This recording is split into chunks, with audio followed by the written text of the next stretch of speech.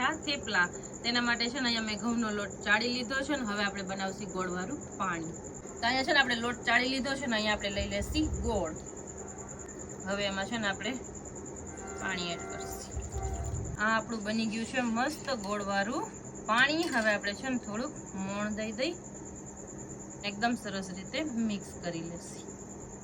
હવે છે ને આપણે એમાં એડ કરશી ગોળવાળું પાણી એડ કરી અને એકદમ સરસ આપણે લોટ બાંધી લેશી તો આ જો આપણો એકદમ મસ્ત લોટ બંધાઈ ગયો છે અને હવે આપણે તેલ ગરમ મૂકી દઈ જો અત્યારે આપણા છે ને થેપલા વણાવવા માંડ્યા છે અને મસ્ત છે ને આપણા થેપલા અત્યારે કટ થાય છે અહીંયા તેલ આપણું ગરમ થઈ ગયું છે એટલે આપણે છે ને પહેલા થેપલા તરવાના છે તો આપણા થેપલા છે ને એકદમ સરસ હવે તરાવા માંડ્યા છે આપણો પહેલો ઘાણવો એકદમ મસ્ત થેપલા અત્યારે તરાઈ ગયા છે અને બીજો ઘાણવો